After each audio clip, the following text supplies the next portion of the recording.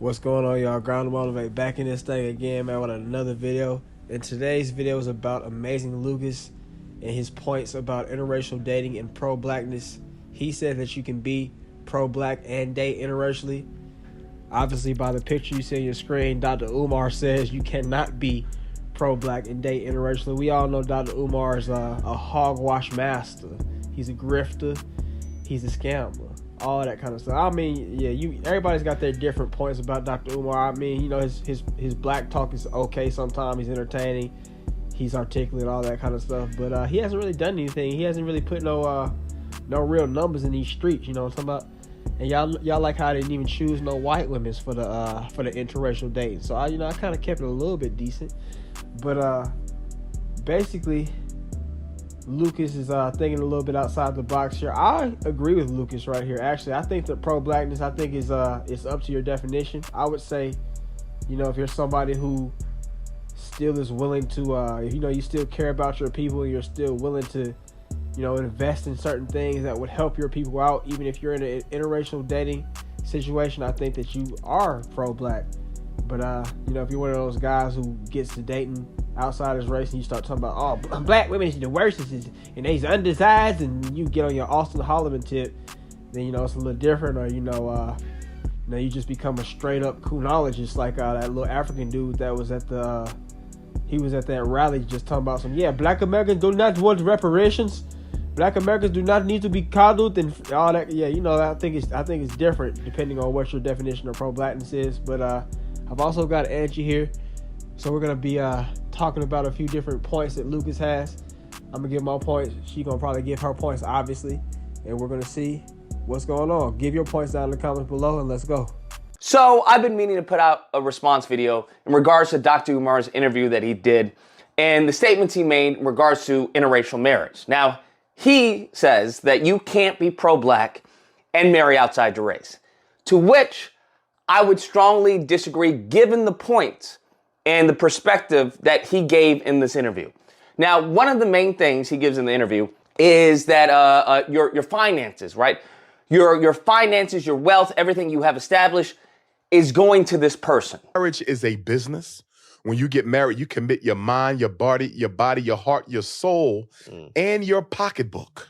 Your savings, your estate, your wealth. You commit that to that person you're married to. Now, off of that, the issue I have with that is that there's many black men and black women who are married, and their finances, yet maybe going to, their wife or the husband or whoever's, their children, their offspring, but that doesn't necessarily benefit the group. Because if that husband and wife aren't of a group mindset as of, hey, we have to do something to benefit our people, we are about our people, as opposed to an individual mindset, which many, unfortunately, black people happen to have, then that has no impact on black Americans as a whole. It has no impact on us as a group. It's just going to be another isolated black family who has wealth. Good for them, okay?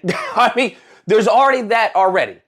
I agree with that point right there. I think there are a lot of, strictly black families that are very individual-minded.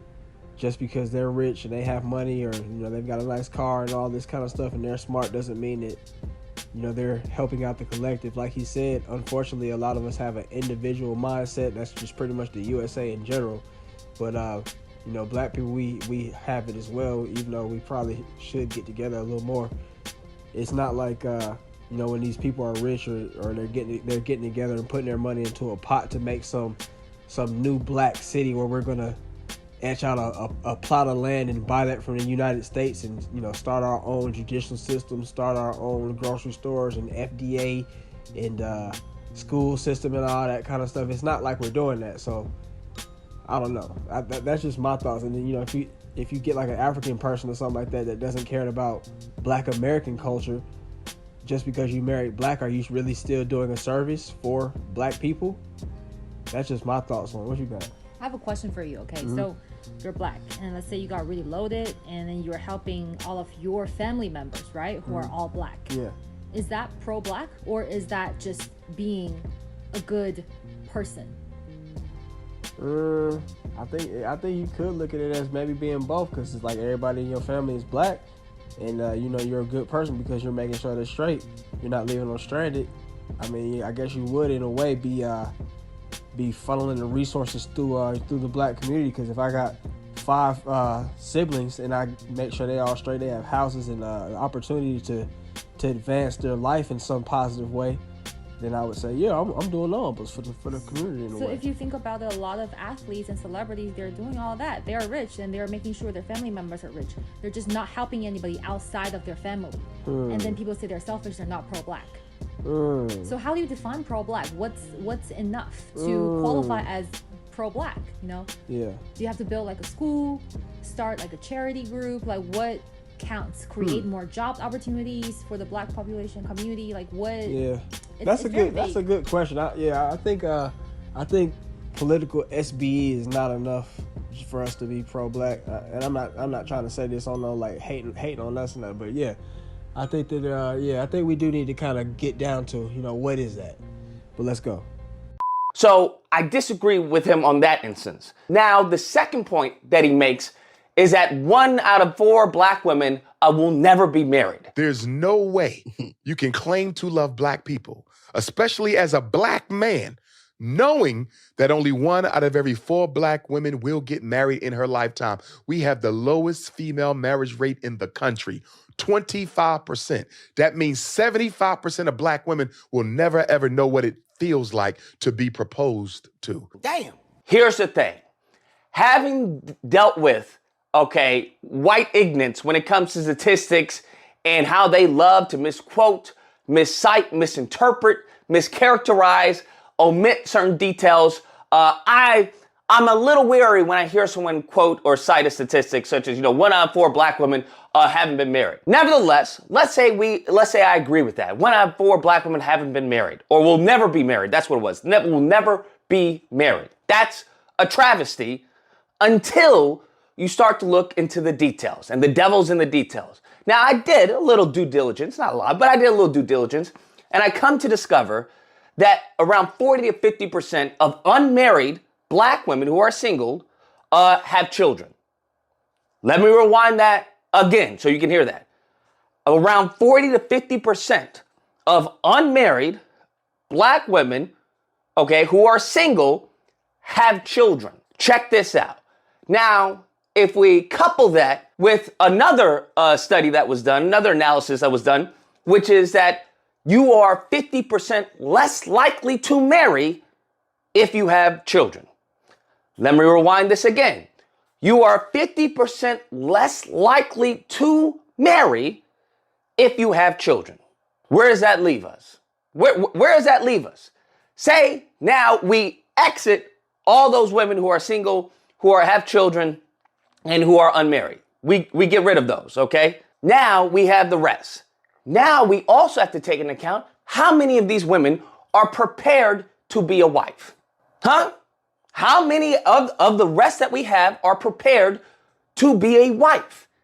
That's what you also have to take into account, that it's not so simple as just citing 1 out of 4. No, that doesn't mean anything. How many of these women are prepared to be a wife? To cook and clean, to be submissive to their husband, right? To take on a traditional role of a husband and wife, of a man and a woman. How many are prepared to handle that? I would argue that's where the issue comes into place. So I agree with him right there. First thing that he said I thought was funny was when folks start bringing out stats. You know how white folks start bringing out all these retarded stats, these fugazi stats, and then you just saying with such authority that it seems true that, that's the same thing Dr. Umar does as well. But I also thought that the 50% of women who have kids are single and unmarried. I think that kind of makes sense, and I'm not just blaming it on the women. I'm blaming it on the retarded dudes that that went and shot the club up, or and they started something that they weren't willing to finish. I would say that for somebody else who's a single man, I don't think that he should have to come back and pick up the pieces. I think that to me personally, it would be a deal breaker. I don't want anybody else's kid unless you're planning on having my kid. I don't want to have your kid and then you sitting there acting like you washed up and don't want to have no kids. I want my genes to be carried on too. But then also what he said was beyond that, you've got the other 50% of the unmarried black women that are not ready to be a wife. You know, you got these kind of Kiki Palmer type women and the Suki Hana type women, and then you've got the one lady who was just recently doing her vows with her husband, talking about some, yeah, you didn't say that we had obey at the weddings couple counseling. And then, you know, you've also got all these women that are they're not even diagnosed. They're a little crazy, but they're not diagnosed. I think there's a lot of people in the U.S. that's just not diagnosed. They are crazy, have mental issues, but they're not diagnosed. Once you take all that into account, that you know, it's like, you know, where does a man go? Where does a man go? You got something to say? Mm-hmm. All right, so I think, first of all, I don't really like how Dr. Umar was saying 25% of the black women were never married or will never be married. The way he said it sounds like he's telling all the black men, like, how dare you leave your black sisters unwanted or untouched on the stock in a supermarket while you look for something else in a different aisle, because that makes people just sound like objects. I don't like how he phrased it that way. And also, I think he doesn't even know if those 25% of people want to get married in the first place. So I think a lot of couples, they decided not to get married, right? Because marriage can add in the financial complications. So some people just choose to stay as a married couple, have kids, but never get that marriage certification. If that's their decision, if that's what the couple's preference is, who is he to tell them, like, no, you should get married? And then also on the other part, I think this should apply to all women, not just black women, but like if a woman wants to get married, maybe it is a good decision to not have babies prior to you get that ring on your finger. Because I think if we think about it, right, like if we give a man everything that he can get as a husband before he even proposed, then kind of in a way he lost that motivation to propose to a woman. So I felt like, and this applies to all races, it shouldn't just be applying to black women. So I don't know why he's single out black women and be like, hey, 25% of them will never be married, so that's why y'all should be marrying them. It makes, I don't know, like when you complicate things or when you simplify things into stats like that, it just doesn't really make any sense. Okay, y'all let us know what y'all think. That's where the issue comes into play, because you have to take into account that we are the most propagandized people on the face of this planet. And with that propaganda, have been internal problems and external factors that have led to this conclusion. So in many cases, you may have a woman who's like, yeah, I'm ready to be married, but she's not ready to be a wife. She's ready to be married. Let me repeat that. She's ready to be married. She's not ready to be a wife. Or in some cases, you may have a woman who's ready to be a wife, but she's not ready to have children. She doesn't want any offspring. Or you have some who may want to be married, but they also have a career. It's like, yo, I want to have my career before I have, to be a mom. Me being a mom will come second to my career because I think that's more important. I want to have my independence. That's fine. Then you have to couple that into what about the women who are ready to be married, ready to be wifely, do their wifely duties, but they cuckoo for Cocoa Puffs. They want to talk about you end up having your child your son turn into a daughter. You have that. I forgot her name, with Dwayne Wade. You have a woman like that. That's a black family, right? According to Dr. Umar, that's a black family. There's wealth there. Look at what they're doing to that boy. Okay, excuse me. Sorry, YouTube. To that individual that calls themselves a girl. That's a biological boy. Look what they're doing there. So it's not so simple as, oh, look at all the black women that are single and unmarried. They're single and unmarried in many cases for a reason. Then comes the last part where he talks about why would you want your seed to be in the race of people that, did your ancestors so wrong, subjugated you, and yada, yada, yada. And why would the original man want a member of the race that enslaved and dehumanized you to carry your seed? The problem I have with that, we can tackle this a variety of ways.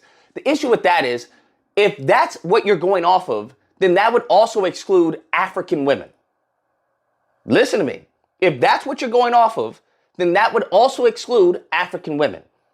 Because the reason why we have black Americans is thanks to Africa. If you want to say that, then we would exclude African women because they come from the same group of people that put us here and put us under the subjugation, oppression, and bondage in this country today. So that would exclude them. In addition to that, I would argue that just because someone may have a lineage of evil, as what I would say, that doesn't necessarily mean that that person has to be susceptible to that lineage or has to abide what their forefathers did, right? You are not necessarily, or you don't have to be, an anchor to the past.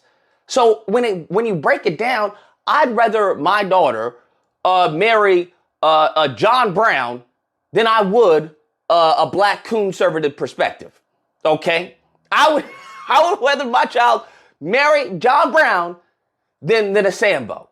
So one more thing I disagree with Dr. Umar on that particular point is, what if you're not marrying a white woman? What if you're not dating a white woman? What if you're dating a Latino woman, or dating an Asian woman or something else? What does that still count as you dating somebody that would have sold y'all? I mean, I don't know. What you think? So that's another question, right? When you're talking about you're pro-black, is it more like a concept thing? Like how your concept controls your actions, or is it more like a bloodline thing? The darker, the better. Right. Yeah, because on one of Dr. Umar's shows, he was talking about I love my biracial sisters and brothers, and I love and all my African brothers and my Afro-Latinos brothers, and so he knows that when a black person has an offspring with another race, like normally that person's going to be identifying as black, or they're going to probably look more black. There's going to be some obvious indicators that they're black. I mean, they're going to have some, some of the other traits too, but it's going to be mostly indicators that they're black. So, I mean, he knows that. I would say that, you're still essentially having a black kid. So, like, essentially, you're going to die one day, right? And then you're going to have kids. So, what's going to change the future population is how your kids think about towards black community or black people. So, I don't think it really matters, like, if this kid looks mixed or dark or light skin, whatever. Right. It's more like what he's gonna do or she's gonna do. Right. Yeah. If I raise up a Sneeko, if our kid was like Sneeko, he's gonna be out of the house at like 15. He's gonna lose his internet privilege at the age of 11. I'm gonna be like, you're on the internet. Yeah. Sneeko. If we have a Sneeko Junior, he gotta leave the house quickly. He's gonna be on them streets. I just don't. Yeah. I think it's definitely more about what's inside a person's head. And I do understand maybe like for Dr. Umar, he thinks it's easier for two people with a similar background to agree on certain things. Yeah. Like, for example, you talking to another person with similar background, be like, let's educate the kids this way. Right. We're gonna do this when we have the money. It's so in that sense, yes, maybe it's easier to align with somebody with a similar background. But I don't think it's impossible to align to achieve the same goal with someone that's outside your race. Therefore, you can be pro-black. If by saying pro-black, you mean you're just trying to lift up the black community. I don't think marrying someone within your same race, have baby, well, again, how do you define pro-black, right? If you think, I just want to have more babies of my own race, that's pro-black. Yeah. And the purer the better, which means if I'm 60% black, I want to marry someone 70% that makes up my bloodline pure. Okay. But then on the other way, the other person is diluting their bloodline. So why should they be marrying you? Yeah, there's a lot to think about there, especially the African point. The African point was strong. It was strong. I mean, well, while we know all our African folks is not like that, it was a thought. Let's go though. And then you also have to take that into account. Just because you black doesn't mean you don't have a lineage of evil. Because some of y'all don't come from the Frederick Douglass. Some of y'all don't come from actual slaves. Some of y'all can't come from slave owners, bruh. Some of y'all come from what's his name? Stephen from Django. That's where some of y'all lineage comes from. And we can see it presently with all the Sambos on social media, on YouTube, right? And in politics. We see that. It's like, oh, you have a lineage of evil. You guys have been tap dancing for a long, long time. You guys were tap dancing in the house, tap dancing in the field, and now you tap dancing in the streets. So we have to be a little more nuanced when we completely blanket out an entire race of people, because that's unfair to the person that's in front of you. That's what that is. That's unfair to the person that's in front of you to believe that just because they're black, they're for us. Because that's where that whole saying comes from, right? Not all skin folk is what? Kinfolk. So I would argue that the reasons that he's presented, they just fall short to me personally. They just fall short. They fall intellectually short. So a point that I forgot to mention earlier on that whole thing was where he was talking about, as a white person, you don't have to be susceptible to a lineage of evil. And that's like one of his main quotes on his channel. And it makes me wonder, like a lot of other people, does Lucas got a Becky in the background? A Becky in the background putting a battery in his back, being like, hey man, what? Hey, no, you tell him I could be pro-black. The straight white male has a propensity for violence, and I can be pro-black. You tell him, Lucas. I wonder, is that the case? Because, he switched up his lingo just a little bit here, just for his particular point. I understand what he's saying. But, as far as, like, the particular white thing, I don't know. Like, what do you guys think? Do you guys think it's more of a diss if it's a white person that you're with? Or do you guys think that, if you're just with anybody, that it's a diss? What do you guys think? Let me know. And do you guys think that Lucas has a Becky? I don't know. I'm not sure. I don't care. But let's get it. Because Lucas is, he's talking for us. So, I don't care. But let's go. Because in many cases, what you're going to have, if you want to exclude those who may be married to a non-black woman or a non-black man as, hey, you're no longer pro-black, guess what's going to happen? I'm going to tell you what's going to happen. One of two things is going to happen. They're either going to say, okay, deuces, y'all have fun. That's what's going to happen. Where they completely go hardcore individual and they care nothing about the group. Because according to you, they're not even a part of the group. According to you, you can't be pro-black. It's like, okay, you're going to remove my blackness or my pro-blackness simply due to my spouse, right? You can be, I'm right there with you. It's not like it detracts that person from not being black. They're clearly black. They're going to be treated as a black person, a black man, a black woman in this country. But now you're removing their pro-blackness. So now they can't even be prideful in who they are and the history that they have in this country. You remove that, then what is left? Nothing's left, really. They're just, okay, fine. I'm going to do me. I think that's also a good point. You have a lot of young, impressionable ducks, and then you have a lot of old, retarded ducks that will listen to something a particular person says on the internet or whoever they think the authority on a particular topic is, and they'll take that as law. Like, you got some young, kind of already teetering on the brink of criminology black dude listening to Dr. Umar. Well, yeah, why is he depolicing me as a black man? I'm going to go, and I'm not pro-black. I'm going to go passport broing. I don't care. And then, he already had a couple girls at high school telling him he was lame because his pants was rolled up tight, and he wore glasses, and he talked a little bit with a white twang or something like that. So, now Dr. Umar's telling him this, and now he's really, like, hating on black people. And then, you got them old busted manosphere dudes and stuff, like, like Anton Daniels. Anton Daniels is lame. If he didn't have a black wife, I think he'd be definitely talking. Well, he does talk against black women a lot. He talks against black people a lot too. So yeah, you have like you can have an old criminologist, you can have a young criminologist, and I think, if you're a retard, you'll sit there and take that point and be, well, I don't want to be black because Dr. Umar said. Dr. Umar is not the leader on anything. Dr. Umar hasn't even opened up his school, bro. So don't take what Dr. Umar says about you not being pro-black because you married somebody or you date somebody else, man. If you're still caring about black people in the black community and you talk for us, I think that you are still pro-black. But let's get it. Okay, I have another question for you. So what if, let's say, a black man says, I am pro-black, I love black men, I love being black, I'm proud of being a black man, but I just don't think black women's the best option, right? I do not love black women, but I definitely am proud of being a black man.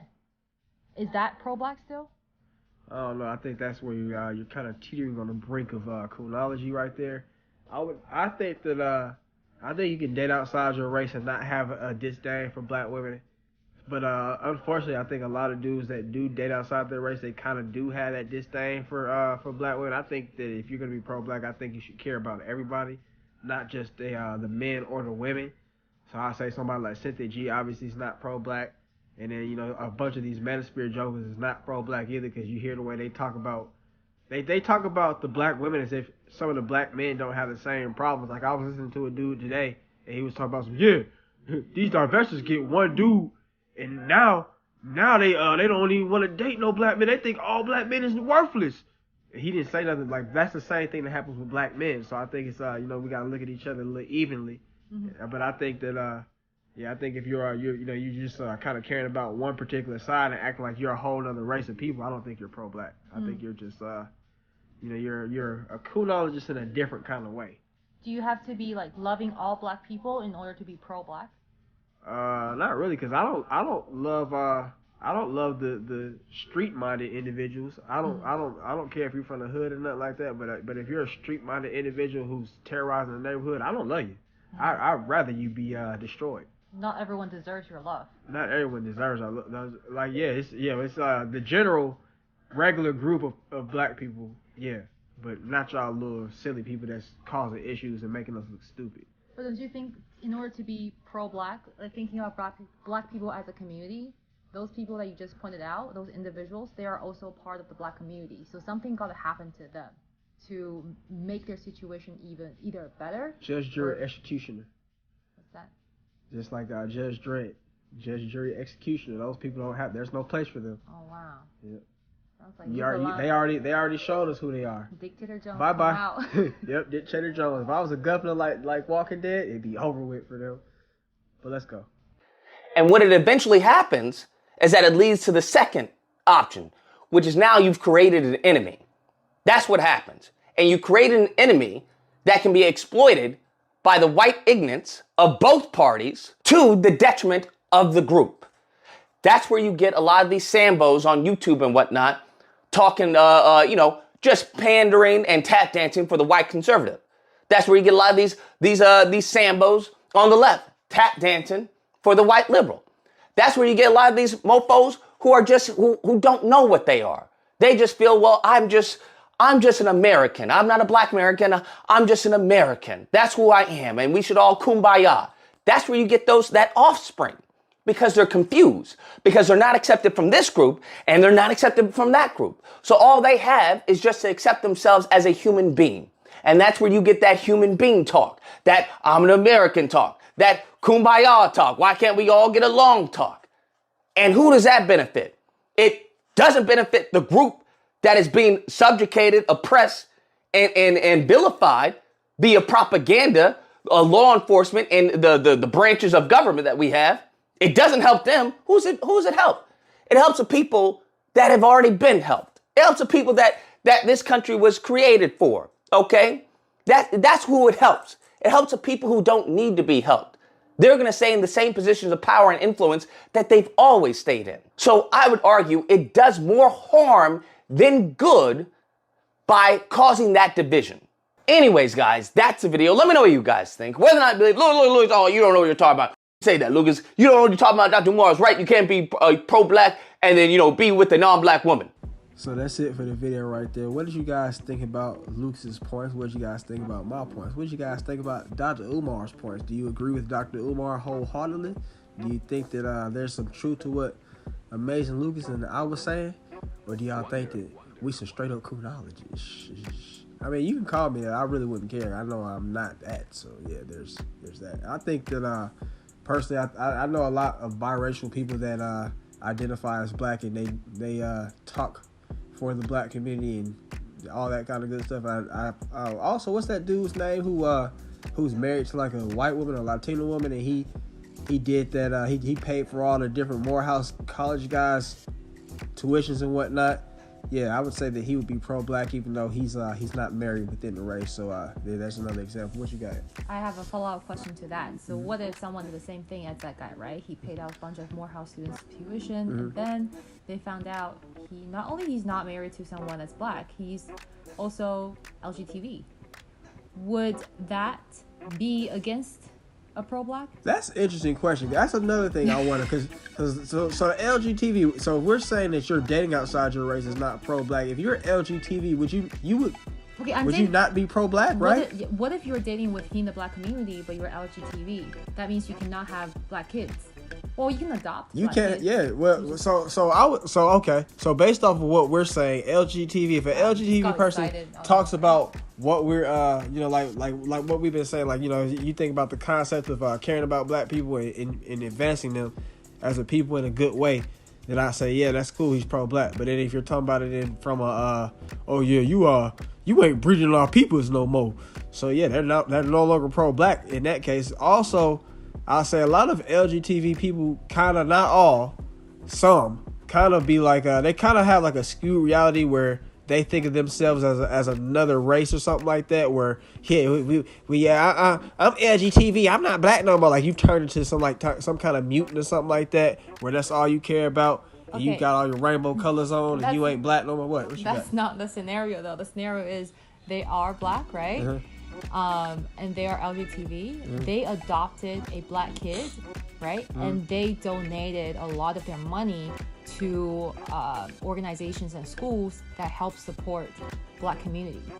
Yeah, I think that makes them pro-black. Yeah, so you cannot just judge them based off your orientation or their race. Period. Okay. All right. Yeah. I think that's a good point right there. But y'all let us know down in the comments below what y'all think about this. Are you still gonna see what that passport do, or are you gonna see what Sis down the street talking about, man? Let us know down in the comments below if you watched up to this point. Thanks for watching. Have a great day, and I'll see y'all next time.